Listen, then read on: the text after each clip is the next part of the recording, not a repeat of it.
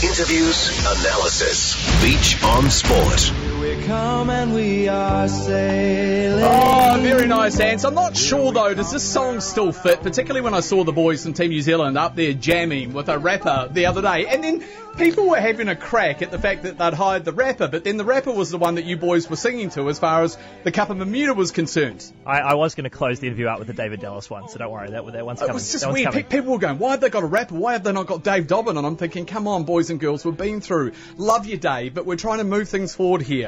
Ladies and gentlemen, this is your opportunity to say congratulations, thank you, whatever it may be. You may have a question of Peter Burling Blair Turk. They are in studio now. The lines are open, as they will be right throughout the hour. It is 0800 80 1080 is the number. As I said, you just may want to chat with the boys. This is your opportunity to talk to the guys that have just achieved something quite magnificent. Just on the post of what we saw on Thursday with the parade as well, the same 80,000, I thought there were more there. It was just unbelievable. Pete, afternoon to you, sir.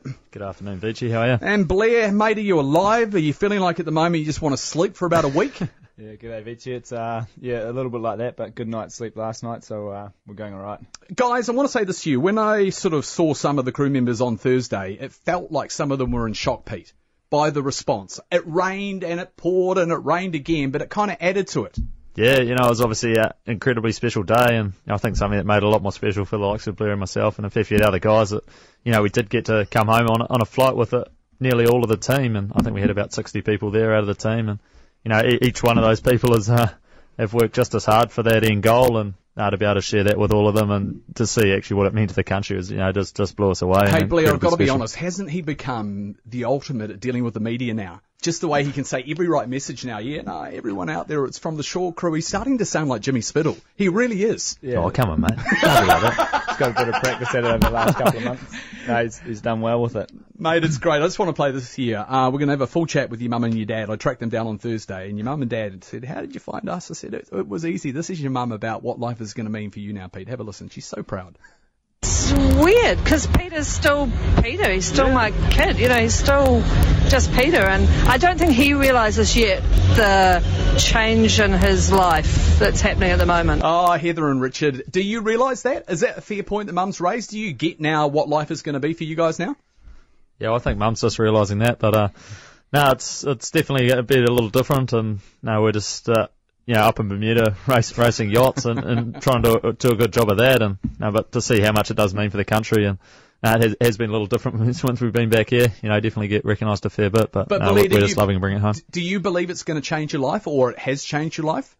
Certainly, I think what we've managed to achieve is something pretty massive, and just getting home the last couple of days, I think that's sunk in. But like Pete said, for us, it was just the same. It was just us and our mates just over there sailing a boat and trying to make it go faster than the guys next to us, and we managed to do that. Is that what sport is about? Elite sport. Keep it simple, stupid boys.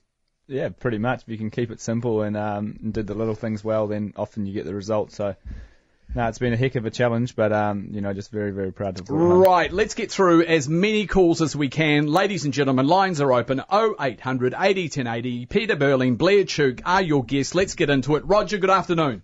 Good morning. Good afternoon. Morning. Good afternoon, guys. I should say. Jeez. You're a bit nervous, morning mate. Or afternoon, mate. I'm still in Bermuda. Listen, everything Oracle tried to do to disarm Team New Zealand and worked in your favour, in fact, as you became stronger. Two questions, boys. What did Russell Coates and Larry Ellison say to you when they shook your hands? And secondly, how much faster do you think, how much faster can your boat go, or did you actually use the full potential? Are you working on it on the next America's Cup? Great questions. Well, I think congratulations was the main message, and I think both those guys were pretty blown away by what we actually managed to achieve as a small Kiwi team, and they were both great in just saying that and saying congratulations, just like all the rest of the Oracle guys were, and it was pretty cool to that they actually came over that night as well and had a beer with us and shared the moment. But no, we definitely were pushing the boat as hard as we could, and now we set up to do that, and pretty much everything was on the red line. So we're pushing as hard as we could. Let's just clarify this. Jimmy Spittle's a good bloke. Yeah, great bloke, and all the guys on there, Tom Slingsby, who does a lot of their tactics and stuff like that, and they were all obviously pretty gutted with the fact that they'd just lost the America's Cup, but they were pretty good and coming over and congratulating us that night. Good on you, Rog. Thank you very much. Hey, Dave. Hello. Dave, you're on with the boys. Yeah, well done. You've done New Zealand proud, so Peter Blake would be very happy with you. Quick question, you're bringing your cup down the town. We'd love to see it down here. Jesus, some pressure on you, Pete. Yeah, well, hopefully. We haven't actually organised it yet, but we're working on it. But we've got. I'm going to get my red socks out, mate. We'd love to come down to the Bay, mate. See if you can get the Louis Vuitton Cup down here too. It'll be great. All right, Dave, good on you. By the way, just so people do know here, I know speaking with Kevin Shoebridge, the boys' boss, they are working on little pods going around the country, similar to what the All Blacks did a couple of years ago. So 3 or 4 guys going to 2 or 3 small towns on 1 or 2 days. So it's not just about the big cities in Auckland, Wellington, Christchurch, Dunedin, boys. It's about the whole of the country. For sure it is, and we've just been blown away, how much this has captured the country, and when you get messages of support from people, in the far reaches, right down in small towns in the South Island, and from all over the country, it is pretty special, and it's definitely, helped to motivate us, and it's just exciting to bring it back now. It is brilliant. G'day, Brian. Yeah, g'day. Congrats, guys, on that cup. Just one question. When you dumped Spittle on the line in that race and gave him the wave, was there any animosity or feedback?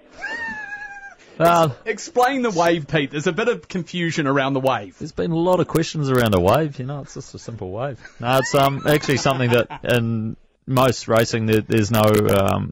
For the America's Cup racing, it doesn't really matter because there's umpires that just look at the GPS location of the boat. But normally you have kind of a referee like rugby that's kind of on the water thing, and that was more a signal for him to go up and keep clear, which you have to do in that situation. And that wasn't so much a wave. It wasn't a pleasant wave, was it, Blair? It was a more could you please bugger off wave. Yeah, I think Pete was just trying to show them what he wanted to do, sort of go that way. But, people maybe read into it a little bit, but that's all right. It could have been good to do that. It was very cool. Just quickly, before we get back into the calls, what was your reaction, Blair, early on in the regatta when Spittle had a very clear open crack at you guys for a lack of communication on your boat? They didn't really understand or didn't think they understood how you guys were communicating, therefore racing the boat.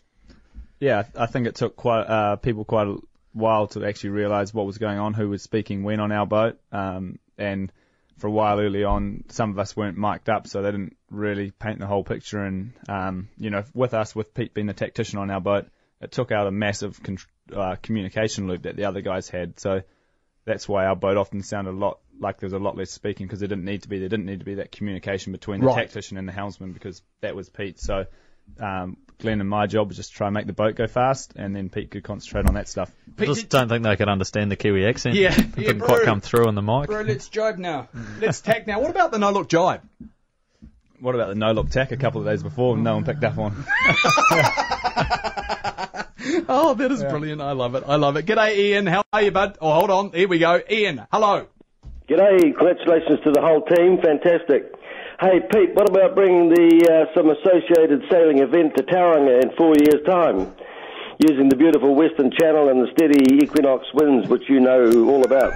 A lot of Tauranga calls. It's good to hear. No, we're definitely. I haven't even managed to get back home, to be honest. I've been stuck up here, but I'm looking forward to getting back home and sharing whatever I can with all of you guys down the bay. And it's looking forward to having a few days off down there as well. And it's maybe you can become Mayor of Tauranga, Ian. What do you think? Peter Burling, Mayor of Tauranga. Oh, he's just shoo-in, absolute shoo-in. Yeah, I think you run for it. There you go. Well, the present mayor's an undertaker, so he's got to be better than that. Oh, there you go. Things I did not know. Hey, question for you just before. Everyone keeps saying about pre-regattas. Is it allowable to have a pre-regatta on Lake Wakatipu in Queenstown or not, Blair? Or does it have to be sailed on the sea? No, we could sail it wherever you want. We sailed in Chicago last year, so...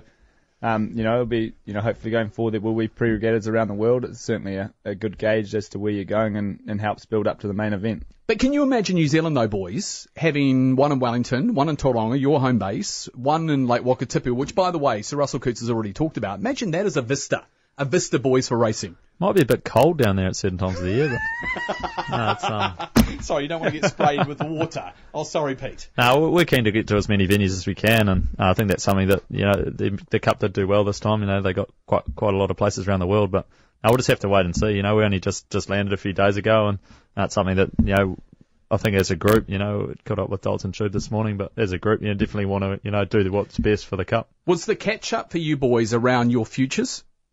Not so much. It was just more a catch-up. We haven't even really had the time to get our feet on the ground. We literally landed a couple of days ago and went into a pretty special parade. which, I think a lot of us were blown away by. And, then we went to the squadron, caught up with a lot of people that have, supported us through our careers. We've done so much. We're going to go to the All Blacks game tonight, which will be another special opportunity to, cheer on another New Zealand team that's hopefully going to, kick the Lions back home pretty soon. And it's So at what point, Blair, do you then commit to Team New Zealand and another campaign? At what point do they want you to sign on again? Yeah, we'll we need to wait for this dust to settle a little bit, and just, you don't want to, there's a lot of decisions for all of us at Team New Zealand to make. We have to host this thing now. So Shub and Tolt's going to be bloody busy trying to sort that out. But so those decisions are going to start happening, and then it's just going to start rolling on. We'll start looking at, who's going to be in the team and that sort of thing. But it is a massive operation to, you're not just challenging for it now. You have to, here's my thing. I'm just asking the realities of sport here, Pete. What if a rival syndicate came to you and said, here's a gigantic offer? How do you say no to that? Yeah, well, I think both myself and Blair are, incredibly proud New Zealanders, and, really do want to sail for our country, want to keep representing our country. But no, those things could happen, and no, we'll definitely weigh them up. But no, right now we definitely want to sail for Team New Zealand. Yeah, we definitely want to defend the America's Cup. So no, that's what we're looking at. Have you opened any of the 3,000 emails yet? It's just daunting. Because this is the thing you're going to have to get used to. You are going to be targeted. Do you get that? Yeah, first and foremost, you just want to catch up with your friends and family and those closest to you. But no, it certainly is a big thing we've achieved, and we just starting to realise that, I think. But at the same time, it's all the same. You've got to concentrate on all the things we always have, and get back to seeing all the people that we've been around us for the last 10 years and 15 years as we've been coming through this thing. Look, last serious question, and I promise last serious question of the day. I'm going to get back into all your calls here, but I need to ask you this because of what happened this week with the government putting in $5 million, and then it starts the world's most boring debate every 4 years about taxpayer funding for Team New Zealand. Were there moments where they were really struggling to pay you guys, as Dalton confirmed with Mike Hosking during the week? Oh, for sure. And I think a lot of people don't really realise, but early on the rules were a pretty evolving landscape, and for ourselves, adults did an amazing job, setting up the campaign for, what we thought was going to be on American soil and for a 62-foot catamaran, and then, that whole campaign changed. There was going to be a Challenger Series event in Auckland, but, I think one thing, full credit to Dalton, Shub and Mateo and, everyone for just keeping on believing that we could do it, keeping on just doing what we had to do to stay alive at times, and everyone just brought into that. You and say made staying it happen. alive. How close did it get? Did it ever get close where you sat back and thought this team can't afford to pay me anymore? Yeah, well, I'm probably the wrong guy to ask as to how close it did get, but from talking to adults, it was not pretty close. That's sort of 2-3 years ago and a lot of that time we were away overseas sailing the 49er, so we were sort of hidden from a lot of it. But yeah, it was touch and go there for a while, but like Pete said, just a massive credit to Daltz, Shub and Mateo and everyone on the board that managed to keep the team going. Because I can say this to both of you, Blair, you didn't do this for the money. You didn't get paid a truckload for signing for Team New Zealand. In fact, some of the rumours around, you didn't get paid a lot, full stop. Yeah, like we said from the start, this was a massive opportunity for us to hopefully, try and bring the cup back to New Zealand. And, it doesn't seem like that long ago that we were sitting in here and, saying that, we want to try and bring the cup back, and now we've done it. So it is pretty cool, and it's just been a heck of a 10 months for us, and we're just going to try and enjoy this for a bit. Oh, it's brilliant. It's brilliant. Tony, g'day. Yeah, g'day, boys. Hey, congratulations. Fantastic result. Beachy, I'll be quick because I've got to get back to my curry, mate, before I burn the onions. But, two questions. When did you know you had a really competitive boat? And the second question is, when was the technology added, and how much was on it when you hit the water? I think, from when we were sailing our first boat, our test boat here in Auckland last year, we knew we'd put together quite a good package, but that we were going to have to keep developing that going forward. And, on the manoeuvres side of thing, from all the recon and what we were doing in New Zealand, we knew we were pretty strong in that area, but we didn't, until you get over there, get on the same bit of water, line up against the other teams, you don't really know how your speed's going. So, once we got there, and when we first got there, we weren't super, super fast, but we knew we had some more things in the pipeline, and the boat was going to get faster. So at that stage, it gave, myself and I think the other boys confidence that we could do it. Brilliant. Thank you very much, Tony. Good luck with the onions. Good luck with the onions, sir. Thomas, good afternoon. Oh, good afternoon. 100,000 congratulations to all of the team at Team New Zealand. I just want to refer to today, there's a fantastic interview. Matteo De Nora has a wonderful interview in the New Zealand Weekend Herald today. And what a fabulous guy. He was steadfast in his support for the team, and he's contemplating continuing on with the team. And it must have given a lot of courage to you guys knowing that you had that sort of support along with Grant throughout the whole process. Yeah, well, to be honest, we just wouldn't be there without him and Grant and Shub and a lot of other people. And I think that's something that's incredibly special about our team and just makes it all the more special what we've managed to achieve by actually bringing that trophy home, is that, you know, guys like that, to be able to repay them for all the, you know, sacrifice they've made, you know, not just in the last 4 years, but in Matteo's case for a very long time. And Team New Zealand just wouldn't exist without him. So, you know, full thanks to them. And also the likes of Sir Stephen Tyndall. I saw Bob Field as well, out of Toyota. These guys that have been with you since day one, who were part of what they call now the 20-point plan, Blair, to improve on what happened in San Francisco, get it right, plus they put in their own money. Yeah, absolutely. There's a lot of people that have helped out, and it's been awesome that we could share this with them. So Stephen and Margaret were over there the whole time, cheering us on, biggest supporters, and I got to be on the ute the other day with Bob Field. So it is cool. There's a lot of people that have put their, just poured their hearts, their whole lives into this campaign, and for us, we've only been involved for 3 years, a bit over 3 years, and now to be able to repay some of those people is pretty cool. Yeah, it takes away from this whole adage that goes around with some of the media, oh, you're just a bunch of rich white sailors, doesn't it? When you hear the stories of Bob Field, who stuck by you guys through thick and thin, those guys are just amazing. G'day, Karen. Hi, guys. I just want to say what a fantastic job that you and the team have done, and I'd love to adopt you all. And the other thing is... That's 71, Karen. Can you adopt 71? Oh, I'd love to. I love you all. And the other thing is, your feet probably haven't even reached the ground yet. So once you do and you reflect on it all, how are you guys going to relax? Probably just get into some of our hobbies. Try get surfing, get out for a dive, even though it's pretty cold back here in the middle of winter. But no, it's just try and do the things that we love to do and just cruise with friends and family back in NZ. Pete, what do you get up to? What is your away from yachting mode? Yeah, about the same. Just anything to have a bit of time off, Probably stay in the country because we don't get to spend enough time here. But I'm sure we'll find something to do to relax and take it easy. And the waves are looking pretty good at the moment. So good on you, Karen. Might need to buy a thicker you might need to though. go through Heather and Richard to be adopted, by the way, Karen, but you can negotiate those terms. Hey, Pat. Hello, Veitchy. Congratulations to the boys and all their support team. Look, and I'd like to ask a question. Did they have very much idea in Bermuda that you guys were peddling? Or was that quite a shock to them when you got there? No, they definitely knew, and it's something that I think there was a lot of speculation before we launched our race boat as to, whether we would be peddling or not, and they probably, to be honest, thought that we would be peddling, but no, they definitely knew at that stage that we were, peddling probably, what would that have been, 5 months ago? Yeah, right at the beginning of this year. And start of February. No, they could have probably copied at that stage, but what did you think of the first idea? I know it's been trialled by the Swedes, but I was really peeved off because my lawyer is Simon van Vanhoven's lawyer, and he didn't tell me. He said, and he's been laughing the whole way through. He goes, by the way, I did the deal with him all those months ago. What was that initial day like when you put the boys on bikes and said, let's see what sort of wattage we can get from you?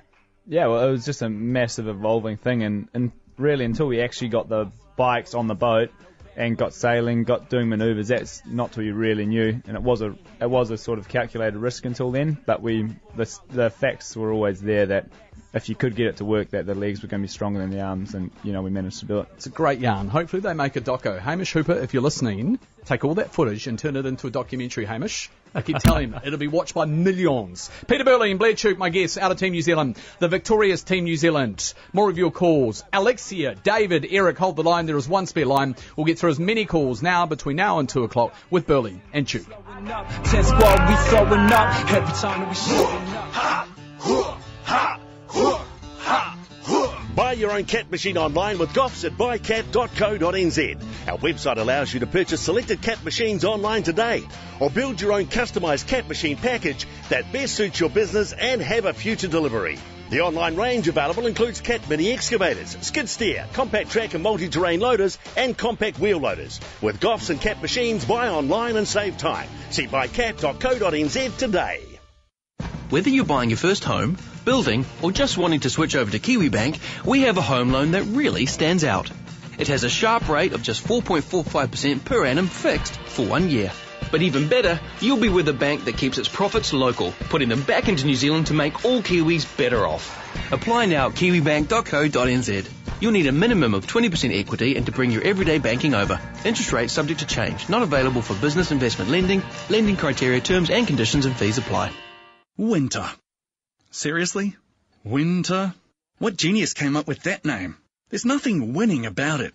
Unless you count the rugby, of course. And the 3 awesome steak subs in the Subway steak range. Like steak with caramelized onion relish. Goes down a treat on a cold day. Kinda makes you wish winter was longer. Better hot foot it to Subway now. A hot, juicy steak sub. That's why Subway is my kind of winter win. For a limited time only at participating restaurants. With State, you can get up to $75 off car insurance when you buy it online. That way, if you'd rather spend up to $75 on something else, you can. Simple. State. Click. Done. Score big with Instant Kiwi's new InvestX Super Rugby Scratchy. You could win up to $100,000 instantly. Try one at any Lotto store today. Instant Kiwi, a little thrill in every scratch. R18. There's more to Hammer Hardware than just hardware. We got homeware, washware, petware, campware. Need a new key cutware and loads more wares. So if there's something handy you need, then you know where. Just round the corner at Hammer Hardware. It's your local. Harvey Norman's 20-year celebration on now. Get bonus Harvey Norman gift cards on selected TVs, audio, whiteware, cookware and mixers. Gift card terms and conditions apply. Plus, get no interest and no repayments for 20 months. Minimum purchase $500. See online for exclusions, terms and conditions. Ends Monday. Go! It's game day. It's Veitch on Sport. Driven by forkliftsolutions.co.nz for all your forklift needs on Radio Sport. Phil Gifford, Pete Williams in studio after 2 o'clock. Boys, you'll love to be missing this. David Seymour is going to join me after 3 o'clock out of act. And good on him. He responded to a very impassioned email from me during the week, or a Facebook post where I said, I couldn't believe his reaction where he said, all sports should not be funded. So that means you guys for the Olympic Games would never be funded. Do not even react to what I'm about to say to that. We'll do that after 3 o'clock with David Seymour. Alexia, hello. Hi. Hi, Alexia. My question is, how old were you when you learnt to sail? Hi Alexia, it's Blair here. I was about 10 or 11 years old, and Pete was a little bit younger than me. He was more like 6 or 7. But both of us sort of grew up on the water and spent a lot of time on the water doing different water sports for pretty much as long as we can remember. Are you into sailing? Yes. Oh, cool. Phil Gifford, Pete Williams in studio after 2 o'clock. Boys, you'll love to be missing this. David Seymour is going to join me after 3 o'clock out of act. And good on him. He responded to a very impassioned email from me during the week, or a Facebook post where I said, I couldn't believe his reaction where he said, all sports should not be funded. So that means you guys for the Olympic Games would never be funded. Do not even react to what I'm about to say to that. We'll do that after 3 o'clock with David Seymour. Alexia, hello. Hi. Hi, Alexia. My question is, how old were you when you learnt to sail? Hi Alexia, it's Blair here. I was about 10 or 11 years old, and Pete was a little bit younger than me. He was more like 6 or 7. But both of us sort of grew up on the water and spent a lot of time on the water doing different water sports for pretty much as long as we can remember. Are you into sailing? Yes. Oh, cool. How old are you? I'm 9. Oh, nice. Well, good luck with it all. Hey, Alexia, let me ask you one question, Alexia. How much of the America's Cup did you watch, and how proud were you, Alexia? I watched all of the races, and I was really, really proud. Oh, that's awesome. Hey, Alexia. Thank you very much for all your support, Alexia. Thanks. Good on you. There you go, boys. That must be really weird, is it? Where you're getting 9-year-olds ringing up a radio program saying, you guys are awesome. Yeah, it's pretty awesome. Very humbling. Yeah, it is. G'day, David. Tony, how you doing, buddy? Mate, I'm well. Good, and congratulations not only to the 2 guys who are sitting in the studio with you, but all the rest of them, as they have quite rightly pointed out. It does take a team, and there's no I in team, but obviously they are very well deserving, and everybody is. I'm not sure if this question is possibly going to be directed at the right people, but I've been following America's Cup for a long, long time now, and obviously when we had it when we won it in 95 and 2000 and obviously 2003, and the unbelievable difference that happened in this country and also particularly in Auckland was quite amazing to a lot of people. When you looked at the number of syndicates that were involved and all those sorts of things and the number of people that came down here to watch it. David, rock through this. What's your question, bro? Okay, I'm just wondering if these guys have any indication as to what the interest is from overseas syndicates yet at this point in time. Okay. Well, I think there's a fair bit, and but like we said before, we don't actually know. We haven't released a date yet as to when we're going to sail it. I think people are still deciding that, and also what boat we are going to be sailing. But it's definitely the goal of the team to get us a lot more challenges than there were last time. So Shoebridge was saying to me yesterday, 2 from Bermuda have said they want in. Would that be GBR and the French, or would that be Oracle? Do you think?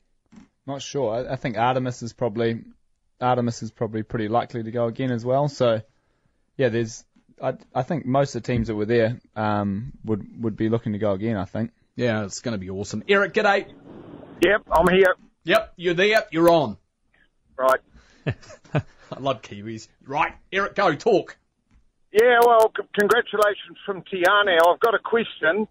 You guys lost a couple of races in the preliminaries to Oracle. Were you tanking so that Spittle wouldn't know just how good you were? So that's been asked so often, boys. Well, I mean, I wish we were, but no, we just had a lot of stuff still going on. We had a lot of things we were trying to improve on the boat. It was literally the first time we'd really sailed the thing in anger, and a lot of those other guys have been doing a lot of practice. So for ourselves, it was more about learning and improving through that period, and we just didn't actually sail our best races in those 2 races either. And I think that was something that we're all pretty proud of, is the way we managed to keep marching forward and keep improving. And we sailed probably our best race in that last one, so that was pretty special for most of us on the sailing team. Happy, Eric? Right, that's all. Thanks. Good on you. There Cheers, you go. mate. Another Tony. Hey, Tone. G'day, Tone. How's yourself? Oh, Tone. Lovely having winners in studio. Oh, you're so lucky, man. Hey, congratulations, boys. Well done. I suppose you're sick and tired of everybody saying congratulations and well done. But that guy just stole my thunder. So I was going to ask Blair and Pete, that race that you lost to Oracle just at the end there, when you went round the mark and just sort of flopped down, was that deliberate, just to make Oracle feel as though we got you?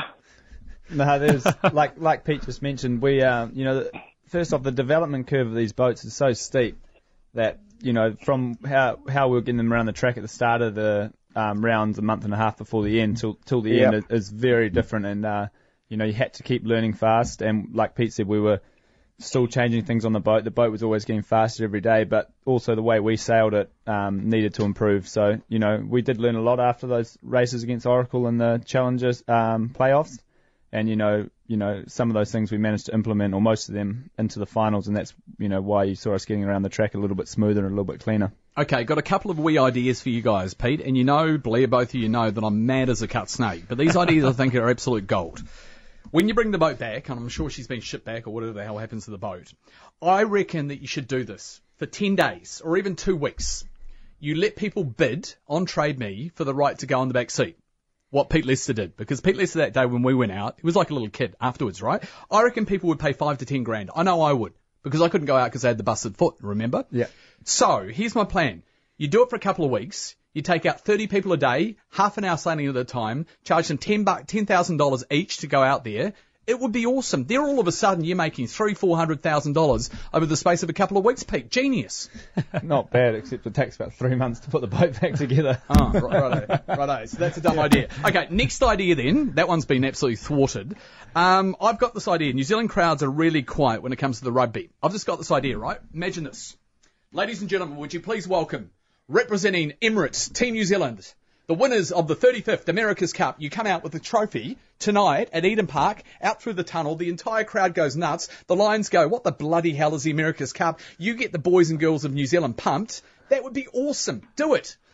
I think they're already pumped up, mate.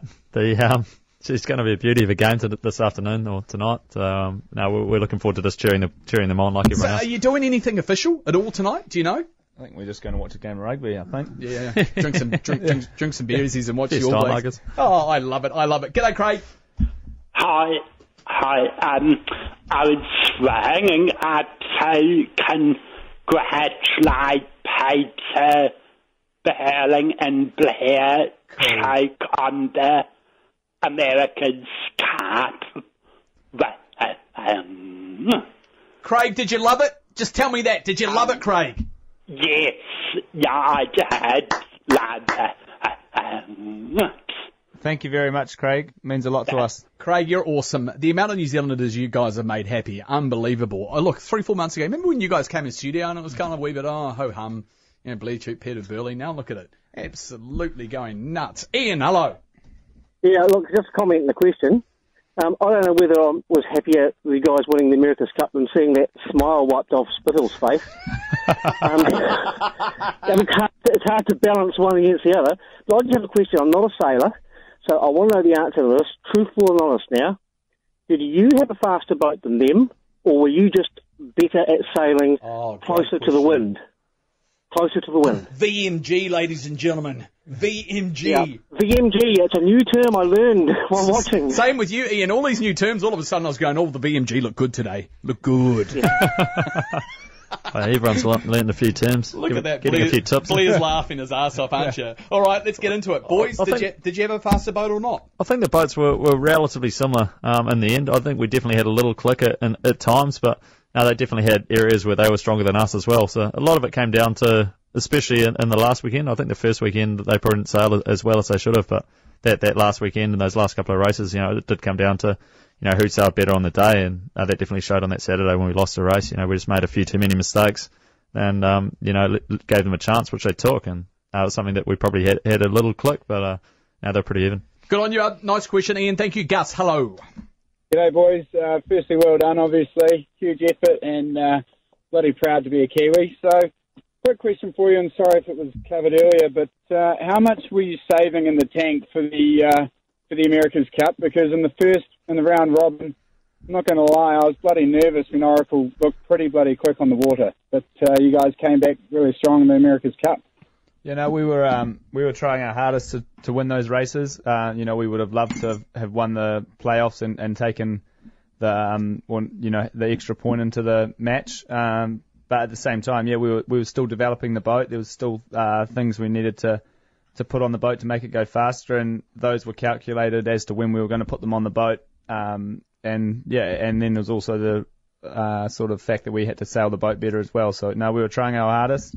But we obviously got a little bit better after that. Great question via text here. And this is one of the things that got people really confused during the Cup. They said all of a sudden Oracle was going to come out with 4 cyclors. And yet they didn't have the guys that would have trained to be cyclors. And we saw that famous footage of Joe Sullivan and Josh Jr. and Andy Maloney and Simon all vomiting when they've been pushed to the absolute extremes. How long do you reckon, Blair, Pete, it would take to turn someone into a cyclor? Yeah, it's a math. Like the boys have been training since the start of 2016 pretty much. For that, and a heck of a lot of hard work, especially on the back end of last year, and then you had to actually get on the boat, and to learn to ride on the boat is very different than, it's not like just jumping on your bike and going down the road. It's a very different motion. You're pushing into a hydraulic pump, so the sort of circle as you're pedaling is very, very different. So it takes a while to learn that, and then you got to learn to run across the boat with jelly legs. So it's it's definitely a pretty hard thing. Before we get to a break, Ans, we'll get to some music. This is Simon van Veldhoven with me last weekend about what it was like when you guys were dialing down in that sort of start sequence, doing sort of 30 knots at certain periods as well during it. How he felt about his confidence towards you, Just Pete. Put your head down, eh? Yeah, have a listen. This Got no control at all. Put all your trust in the magician, Mr. Peter Burling. So it's bloody scary when there's another flying catamaran coming straight at you, and it's like a flyby at a bloody air show at Ohakia. So he's got another job after this, eh? I think it was a great quote though. Yeah, mate. Honestly, I just sitting there thinking, geez, I hope he's got it right, because he can't see anything, can he? He's just bummed down.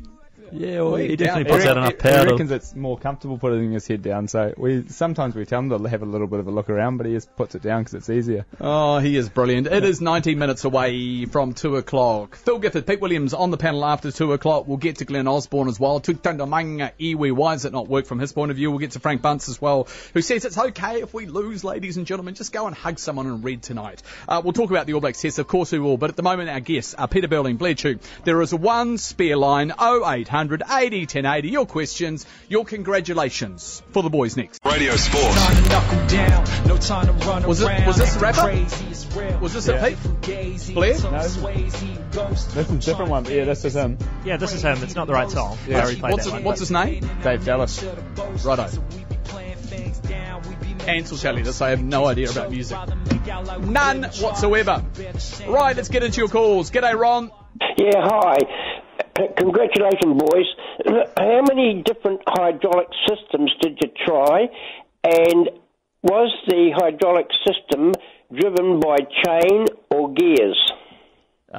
Yeah, so our boat was quite unique. I think maybe BAR was the only one else that did it, but the whole boat was hydraulic. So, pretty much on the crankshaft that the cycles were turning was pretty much straight into a pump, and then that would get distributed around the boat by everyone else. And you could see all the buttons that I had back at the wheel that Blair had on his device that Glenn had, and we just chose kind of where to direct that flow. And then actually Joshy, who generally rode kind of second back, kind of decided as to where he's going to put the power a bit as well with the accumulators and bits and pieces. So are you seriously incredibly complicated. Put the power in certain parts of the boat?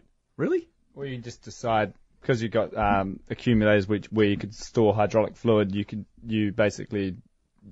decide functions as to whether you want to direct drive something or whether you want to, and how you want to charge those accumulators. And that was Josh's job, was sort of, he would talk with Andy and Rhino or Joe and just decide when they were going to do a big effort, or how that was going to sort of. So how long, boys, did it take you to fully nut out everybody's role on the boat? I think we're still doing it at the end. Mate. Really? That's interesting. Yeah. Till the last day. We'd still get better at it if we were sailing another few days, Well, that's what I'm saying. Build the boat again. Let's go out there. Come on, boys. Let's go out there. G'day, James. Yeah, good afternoon, gentlemen. That was a real neat parade you had on Thursday there. I was in the city for it. Now, listen, the reason I'm asking this question, I've changed all the words of Tony Christie's song, Old Las Vegas, to Old Bermuda, and I would like to know, what is the name of your boat builder and designers? The name of our there's quite a few of them. Yeah, there's lots of people, and there's ones that were in the team, and some of the things were contracted out. So there really are a lot of people that have helped build the boat. But our head designers or design coordinator is Dan Bernasconi, and then our chief boat builder is a guy Sean Regan, Red Dog. Okay, this is a really interesting question. Question for Pete. I remember the horrible moment as a young fellow when I smacked up the parents' car. How was I going to explain what that was like? What was Peter's first thought when he pitch poles the boat? Cheers, John. I'm going to add a question to that. What were you thinking about dolts at that moment? Well, at least you didn't have to break the news to them that it had happened. I think they noticed. Yeah, that's always the hardest part, right? Yeah. No, it was something that. No, our first thought was definitely about the safety. It was obviously a pretty dangerous kind of moment, and I think that was the one thing. How close, Blair, did you come to one of the foils? Yeah, it was really scary. So for me, because I got thrown off, it was just basically I was looking at the leeward hull because I was controlling the foil, and then as I saw the bow go in, basically next I was into a forward somersault and didn't know what I was going to hit, and then I sort of landed. I knew I hadn't hit anything really hard, but yeah, I must have just missed the foil on the windward side, which was up out of the water, and then when we sort of came up, because I came up from under the water, I sort of just looked around, didn't know whether I was going to be coming up under the boat or whatever, but obviously the boat was still on both its noses, and Andy and Joshua were next to me in the water. What was the reaction of the shore crew when you got back on board? Because obviously you boys must have felt like you've let the team down. 71 people, family, all of it. When you got back on board there, Pete, and something I really haven't thought about or even asked you about it, I mean, what do you say to the guys in that situation?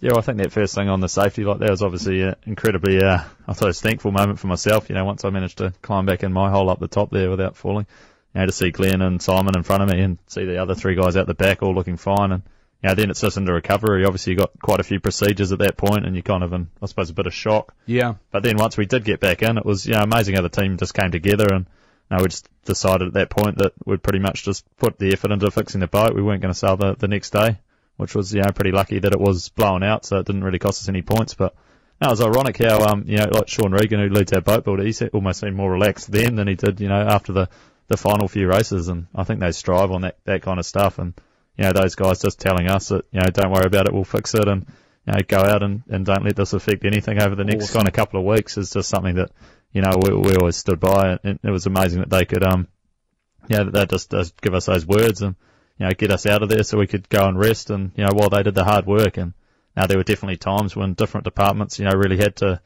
step up and knuckle down and let the other departments deal with their own stuff. And for ourselves, the sailing team kind of managed to get a little bit of rest, because I think we're all a little bit shaken up. But they just got into it, and pretty much everyone, there were probably 50, 55 people working on the boat for probably a 24-hour period, 48-hour period, the get French, it back together. Mateo's revealed the French story this morning. I'm not surprised by that, because all the syndicates were against you guys, Blair. So I'm not surprised they wanted money to repair the boat. Yeah, I mean, I guess that was the decision they made, but for us, we, Pete and I weren't really in those conversations at all that time. Like Pete said, with Red Dog and those guys, they wanted to get us out of there and just make sure we were ready, once the boat was ready to go on the water again. So for us, we weren't, we were just at that stage. When you went back out there, and I've talked to Scott Dixon about this, when he's had a big prank, he says there was a couple seconds where you get your bearings again. Did you have to get your bearings when you went back out on the boat, given what had happened, or were you straight back into it? No, it's funny. It's probably the first time it's ever, obviously we've had big capsizes and stuff before in the 49 or other things, but this is probably the first time that when we bore away for the first time, the next day, it wasn't very windy at all. But just for me, that's the first time I sort of look up, and I was looking in exactly the same position I was, and then I was like, crap, this is, we're back at it again. But yeah, very much it was just one beer away, and then we're into it again. Yeah. Back into it. Leslie, hello. Guess you got a race to worry about at that point. Hi, lads. Hiya, how are you? Good.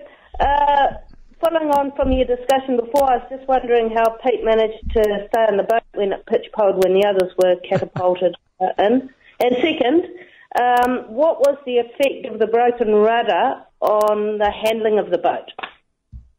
I'm not actually quite sure how I managed to stay on. There's a few good photos where I'm kind of out. I just managed to get one hand in the tramp and then pretty much got fully flicked out, so I was just kind of dangling for a little bit and then climbed back in. But yeah, it would have been a fair height that I was coming down from. But, amazing. Yeah, I got pretty lucky there to stay on. Leslie, thank you very much. Lee will rock through these. We have about 2 minutes. Let's go. Hey. Hey, so first of all, guys, congratulations, and Auckland deserve this as much as I'd like to see you race on the Porirua Harbour, and Porirua meaning two tides. But I want to know what your message of encouragement to both the All Blacks and our staunch AB supporters for tonight's decider with the Lions would be in the face of down to one do-or-die race or game pressure. Because I ask this because you all seemed oblivious to the nation's interest, unlike the All Blacks. So what would the locker room talk be if you were sitting with the All Blacks tonight now about proud nation? All right. What would you say, Blair? Start with you. Just keep it simple. Trust the processes. They know how to perform under pressure. They've been here before, so they'll just go out there and trust their processes and trust your man next year, and they'll be all right. They'll be good. Did you hand out the jerseys, by the way? Look me in the eye and tell me. The jerseys. They did they offer? They didn't invite you to do that last night. I caught up with them yesterday, but a lot of those guys have been helping us out through the whole thing. But it's in what way? Well, like Darren Shannon and a few of those guys helped us out with a few of our processes. So.